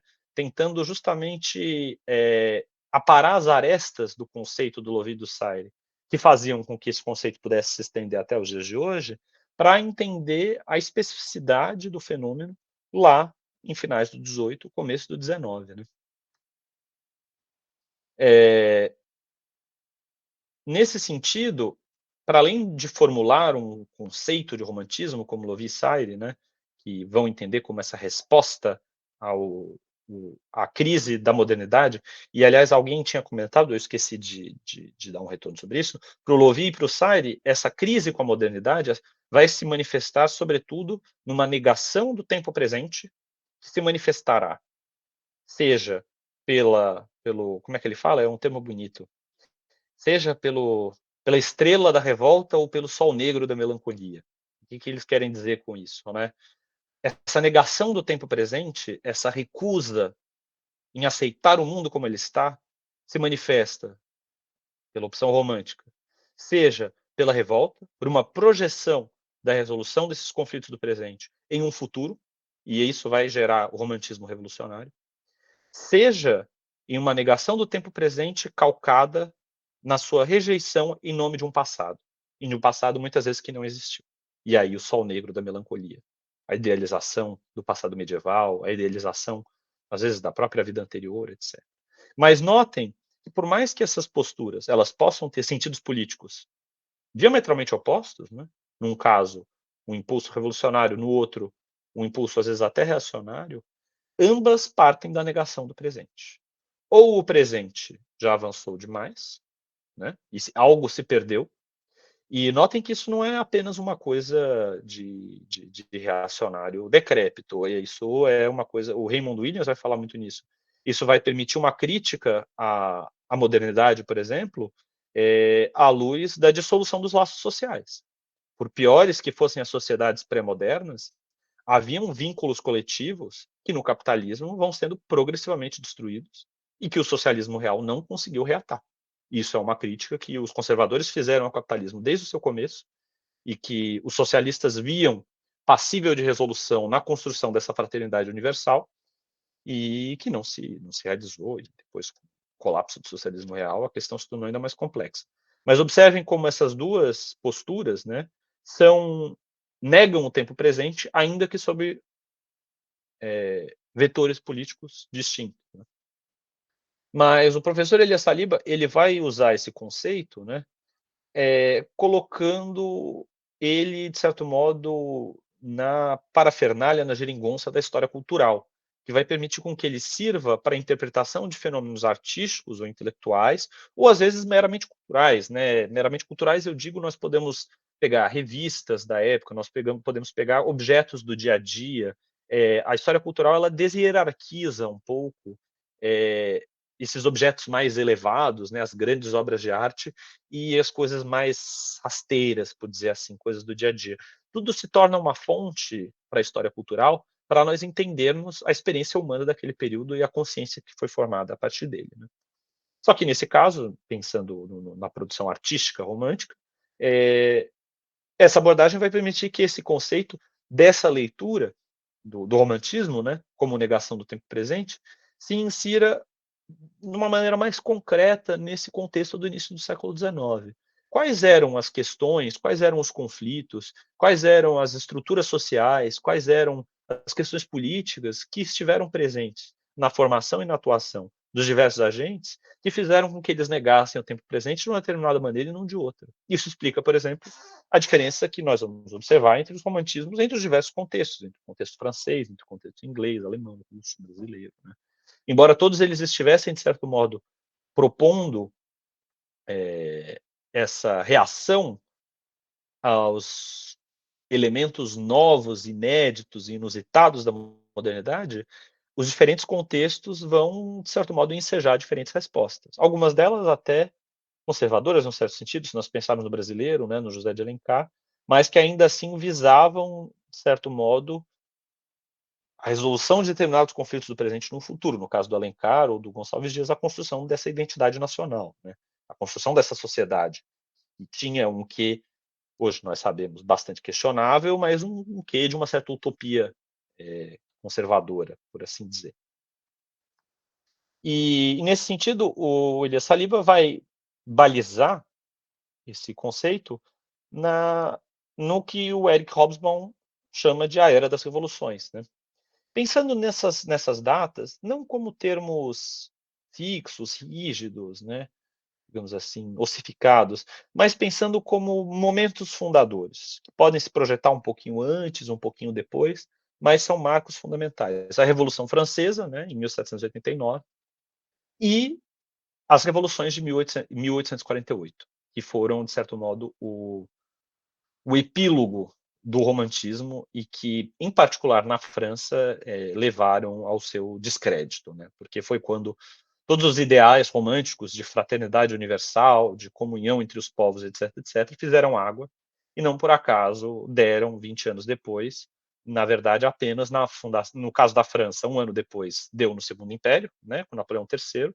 No caso da Alemanha e da Itália, deu apenas na fundação de estados nacionais absolutamente tacanhos, né, nos termos dos seus ideais, digamos assim, humanistas, que eram propostos no que era o ideal nacionalista nas décadas de 1830 e 1840, que eram ideais revolucionários, né, essa ideia de fraternidade entre os povos, de autodeterminação dos povos, etc.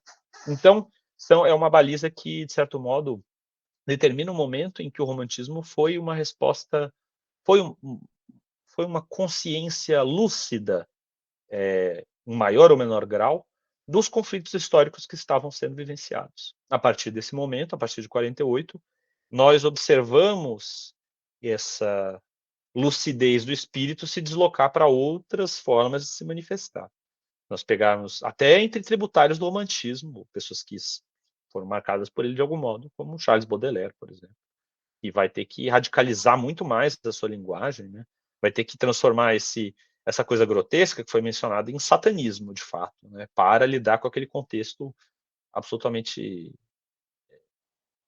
tacanho do Segundo Império Francês do Luiz Bonaparte. Então, eu recomendo muito, para mim, é uma das melhores coisas que já foram escritas a respeito e é escrito deliciosamente. Recomendo veementemente, embora o Elias Saliba faça pouco caso do que ele mesmo escreveu. Muito bem, com isso nós nos encaminhamos para o final da aula.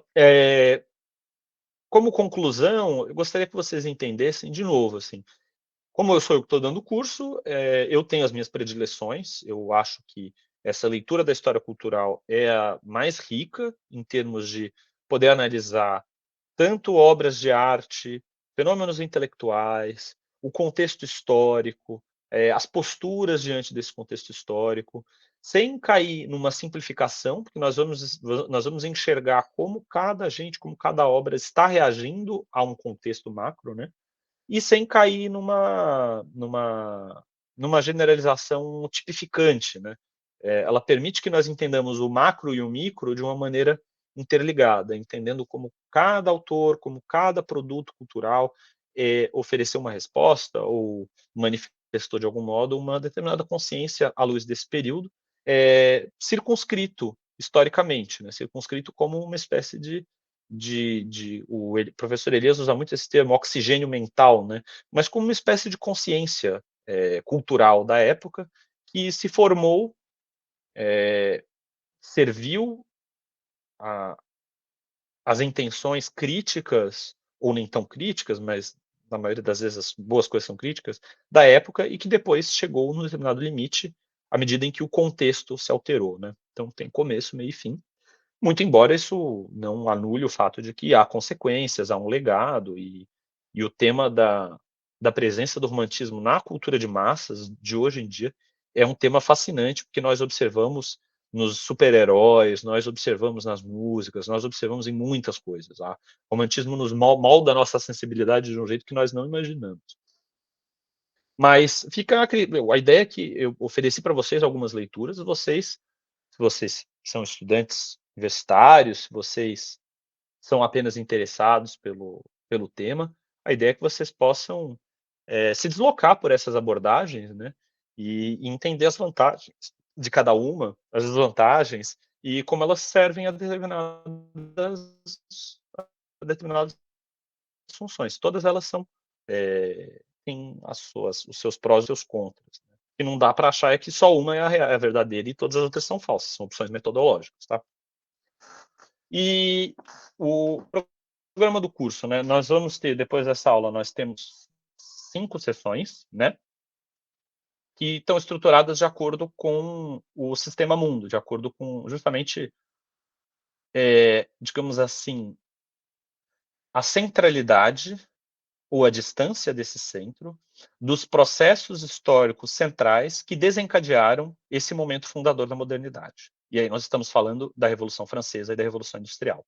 Por isso, as 2 primeiras sessões vão ser a respeito do romantismo na Inglaterra e na França, tá. Nós vamos trabalhar alguns textos específicos, vou tentar passar um contexto mais geral, e mas a ideia é que nós entendamos, o romantismo à luz desses processos históricos que estavam centrados nesses 2 países. Embora, na verdade, para pensar em romantismo, o momento fundador seja a terceira seção, que é o segundo bloco aqui, que é a Alemanha, que justamente por não estar no centro desse processo, tomou consciência dele antes. E essa é a grande tese do professor Paulo Eduardo Arantes, né, do o Ressentimento da Dialética, que ele vai falar que justamente por não estar no lugar onde essas revoluções estavam acontecendo, estavam em curso, é que a Alemanha se tornou uma espécie de consciência crítica desses processos, né. Por isso a ideia de uma dialética ressentida. Mas, por uma questão de cronologia, é mais interessante a gente pensar primeiro nesses processos na Inglaterra e na França, e a partir daí pensar na consciência que se desenvolveu na Alemanha, mas sabendo que o romantismo, ele é sobretudo um fenômeno alemão. E aí, por fim, nas últimas sessões, nós vamos discutir como isso se deu na periferia europeia, no caso da Rússia, que aí vou ter bastante limão para vender na feira, como dizia um professor amigo meu. E por último, pensar isso a respeito do Brasil, que é um caso mais próximo nosso e que também é bastante interessante de pensar.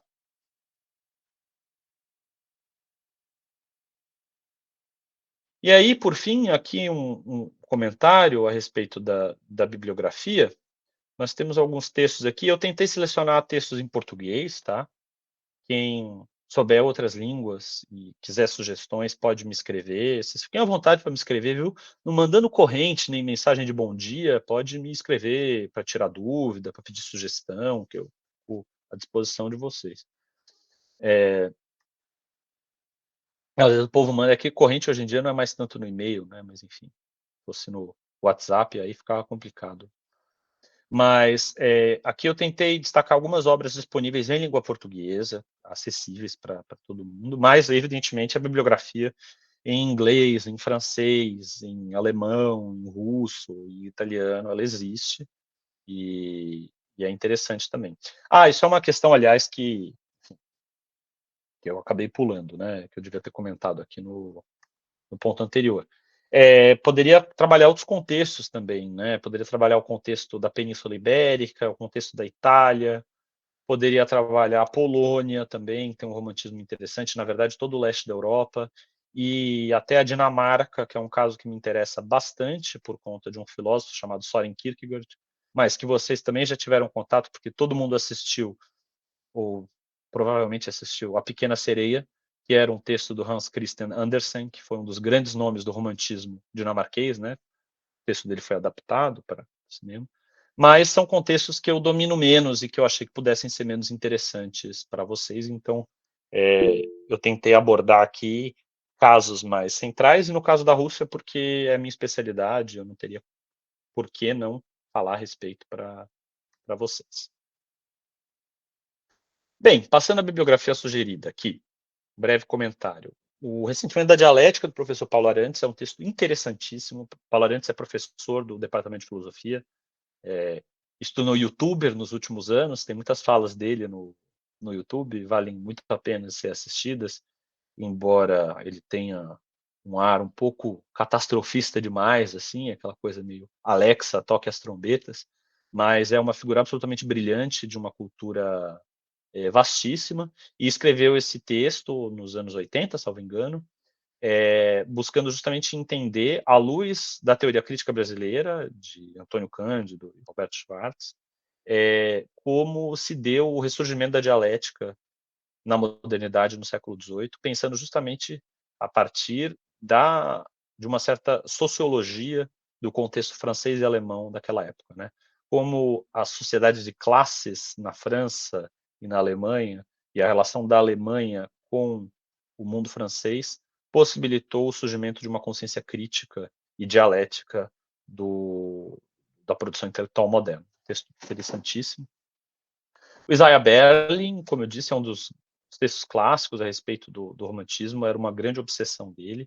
Ele trabalha com essa ideia, a tese central dele é de um anti-iluminismo, de um contra-iluminismo, que é um pouco problemática, porque ela nivela, né, como que cria uma clivagem entre o pensamento do século XVIII e o pensamento do século XIX, que pode ser bastante questionada sobre diversas óticas, né? Mas é um texto como panorama, é um texto muito interessante, é um texto clássico e que vale a pena ser lido.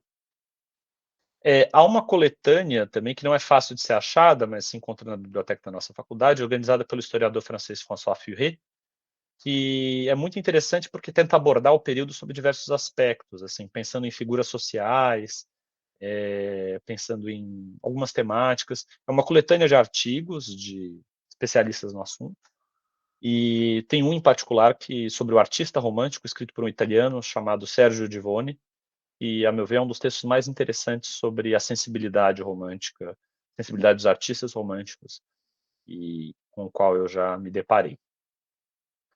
O texto do Jacob Ginsburg, o Romantismo, na verdade, é uma antologia de artigos também, muito variados, bastante sobre a abordagem da história literária, mas são todos artigos de muita qualidade. Um rapaz aqui, inclusive, me escreveu perguntando a respeito.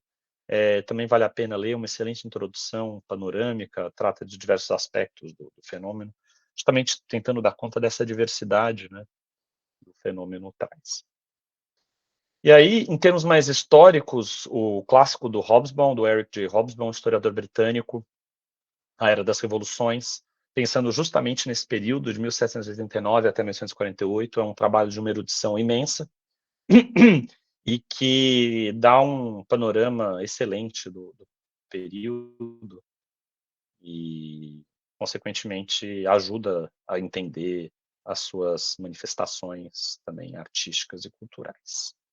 Um texto um pouco mais difícil, mas muito interessante para entender esse surgimento da subjetividade no final do 18, começo do 19, é o texto desse historiador alemão chamado Reinhard Koselleck, Futuro Passado, né? O subtítulo, se não me engano, é Patogênese do Mundo Burguês, em que ele vai entender justamente como se desenvolve de maneira cada vez mais acelerada e isso que nós chamamos de consciência crítica, que para ele é uma coisa ruim, porque ele era conservador, mas era um historiador brilhante, de todo modo, e de como ela vai desencadear no turbilhão revolucionário francês e vai precipitar a sociedade absolutista na modernidade, no que nós chamamos de contemporaneidade, né? De como esse processo crítico permanente, essa tomada de consciência constante de nossas ações e dos aspectos mais diversos da nossa sociedade, como isso foi, de certo modo, gestado a partir do século XVII, XVI, XVII, e de como isso vai culminar numa hipertrofia da consciência, né, da consciência crítica, que nós vivemos até hoje, de algum modo. Né? Lovio Sayre, eu já comentei. O Dolf Oehler, um autor alemão, é um trabalho mais de crítica literária, de matriz marxista. Ele analisa alguns textos que foram produzidos em 1848, testemunhos de 1848 ou textos que foram produzidos após 1848, mas que tratam justamente dessa crise da linguagem que 1848 vai acarretar. Justamente porque, e ele começa o livro falando disso, 1848 foi uma revolução, na França, pelo menos, foi uma revolução de poetas e escritores, né? A figura central foi um sujeito chamado Lamartine, que não sei se foi presidente da Assembleia, ou teve um papel importante, agora não me recordo, mas justamente como houve uma crise generalizada da linguagem romântica, dos ideais românticos, na medida em que a Revolução de 48 culminou nos massacres de junho, né? Os 3 dias de junho, as jornadas de junho, não as de 2013, as de 1848, que geraram um banho de sangue em Paris, em que a burguesia massacrou covardemente a classe trabalhadora parisiense, e com isso de certo modo, enterrou o universalismo burguês romântico, né? Essa ideia de um espírito humano universal, de uma individualidade livre, de uma fraternidade humana universal, e trouxe à tona a dura realidade da clivagem de classes na sociedade moderna.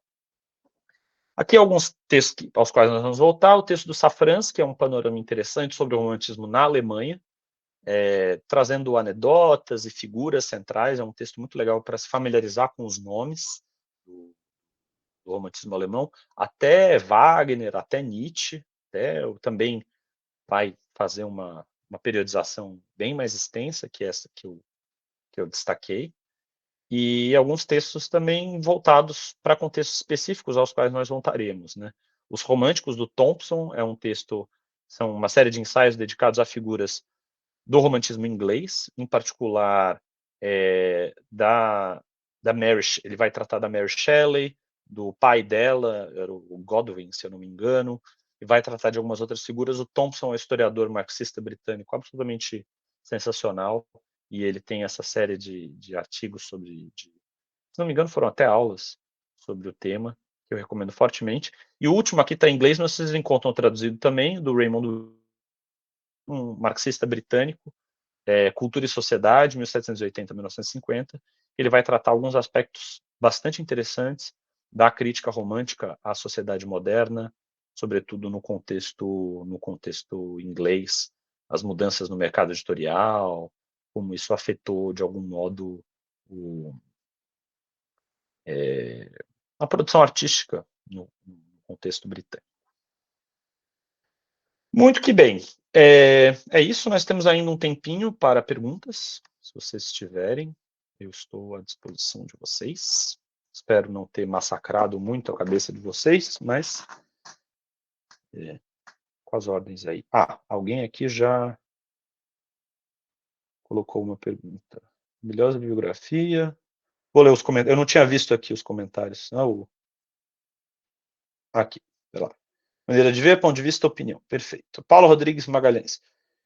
Dentro disso, como não pensar no romantismo de uma forma anacrônica? Qual a implicação de uma visão anacrônica para o romantismo, como lidar metodologicamente com isso? Paulo, dentro disso é como hoje também no romantismo a formulação de respostas para perguntas que nos afligem. Paulo, se eu entendi sua pergunta, você pode me corrigir. Tem um historiador da literatura russo, que eu gosto muito, chamado Boris Eichenbaum, que ele fala que a história é sempre o método das analogias complexas, né? As perguntas que nós formulamos para o passado, elas sempre são determinadas pelo presente. E é bom que seja assim. Nós olhamos para o passado a partir de questões que nos angustiam no presente. Não teria como ser de outro modo, isso acaba sendo uma espécie de condição das ciências humanas. A questão é o quão nós nos permitimos investigar de maneira séria e consequente as respostas que o período ou os objetos que nós estudamos nos oferecerão, né? O quanto nós não queremos chegar numa resposta pré-determinada. Nesse sentido, entra a questão da honestidade intelectual e do rigor científico, né? Mas as perguntas que nós formularemos serão sempre calcadas no nosso tempo. Não por acaso a história muda, né? Muda não no sentido de ser uma coisa e depois virar outra. Não se trata de ser relativista, mas se trata de que as perguntas que nós dirigimos ao passado hoje serão necessariamente e fatalmente distintas das perguntas que daqui a 10 ou 20 anos serão dirigidas para o passado. Isso é parte da condição do trabalho do da historiadora e do historiador. Então, o romantismo, por exemplo, foi um tema que saiu bastante de moda depois do nazismo, por exemplo. Tudo que tinha a ver com o romantismo alemão era visto em associação com o nazismo. Depois de algum tempo é que se percebeu de que, na verdade, isso foi uma associação que o nazismo fez de um aspecto muito particular do romantismo e que o fenômeno lá do século XVIII ia muito além das instrumentalizações que foram feitas a partir do final do século XIX, por exemplo.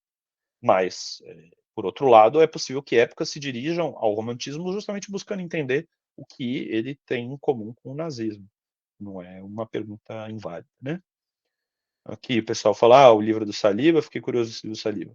Boa classificação da negação da realidade presente ser emocional, só o nego da melancólica, mesmo assim, como encaixe que seja a realidade das redes ou IA. Pois é, né? Acho que hoje em dia a gente está mais melancólico do que esperançoso, né? Mas a melancolia é um elemento fundamental da negação presente. Embora hoje em dia a gente caia mais na depressão. A depressão é muito menos glamurosa do que a melancolia, né? Diga-se de passagem. Para quem se interessa sobre o tema da melancolia, há um livro da psicanalista brasileira Maria Rita Kell, que, enfim, protagonizou um episódio um pouco infame recentemente, mas é uma grande psicanalista. E tem um livro chamado O Tempo e o Cão, né? A Atualidade das Depressões. E também o livro do Starobinski, Jan Starobinski, A Tinta da Melancolia. Foi traduzido também publicado pela Companhia das Letras. Trabalho excelente. O livro do Kozelek, uma dúvida. Muitas vezes os nomes classificatórios são dados a posteriori, por alguém estudando um fenômeno já ocorrido. Os que hoje chamamos românticos já se viam e se chamavam assim? É um termo de auto-intitulação criado na época, século XVIII e XIX? Chamamos dessa forma, conforme identificá-los? É, Rafael, muito boa sua pergunta, Rafael. A minha resposta vai ser um pouco cretina. Depende. A gente teria que ver em cada contexto quando a palavra surge e como ela é usada.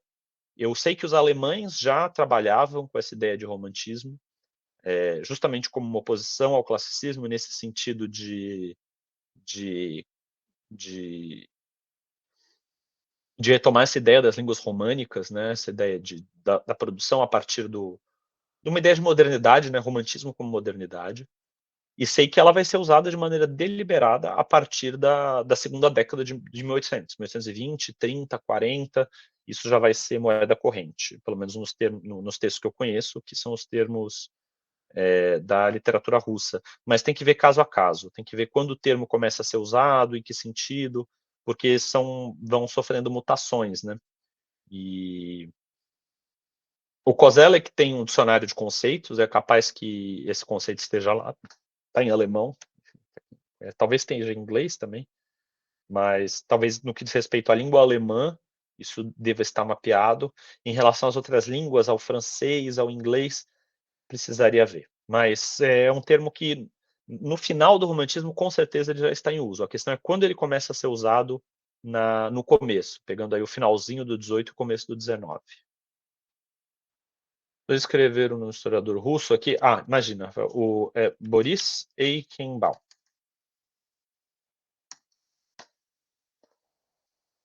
Ele é conhecido pela participação dele no formalismo russo, mas ele tem textos muito interessantes sobre história da literatura russa. Enfim, eu trabalho muito com ele por conta, ele foi um grande estudioso do meu objeto de pesquisa, né, que é o Mikhail Lermontov.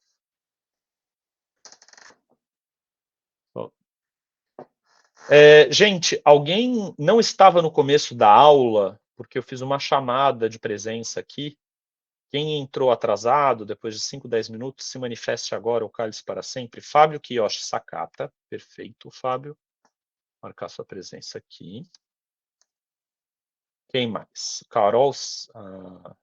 Obrigado, Regina. Carol Sanches entrou atrasada. Carolina Conceição Sanches Lopes, presente. Yasmin Brito. Yasmin Oliveira Brito, presente. Sócrates Roberto Fusinato. Uhum. Marina Pacheco. Marina Pacheco. Obrigado, pessoal, agradecendo a aula. Eu já tinha passado o seu nome, Fabiola de Oliveira. Deixa eu ver aqui, Fabiola de Oliveira. Ah, tá aqui, perfeito, Fabiola. Nome gravado. É isso, obrigado, gente, pelos elogios. Fico muito feliz que vocês tenham gostado da aula. Eu que sou grato pela atenção. A aula vai estar disponível em gravação, mas eu já adianto que a gravação vai estar uma porcaria, porque eu tive que gravar em outro computador, eu não consegui gravar aqui pelo Google Meets, aí eu tive que fazer uma gambiarra no outro computador, entrou o antivírus na frente e a minha carinha está super pequena ali. Mas vai virar um podcast, para quem quiser assistir, eu vou disponibilizar para vocês. Bom, eu vou eu mando um e-mail para vocês. As próximas aulas, sim, sempre no mesmo horário, sempre às 14 horas, às quartas-feiras.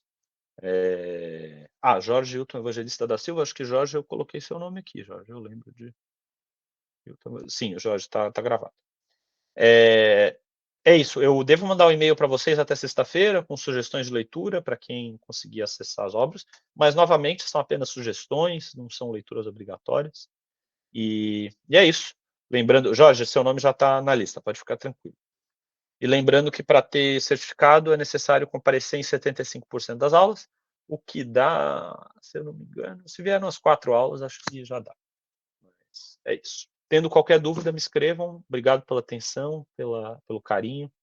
E qualquer coisa, fico às ordens. Um ótimo final de tarde aí.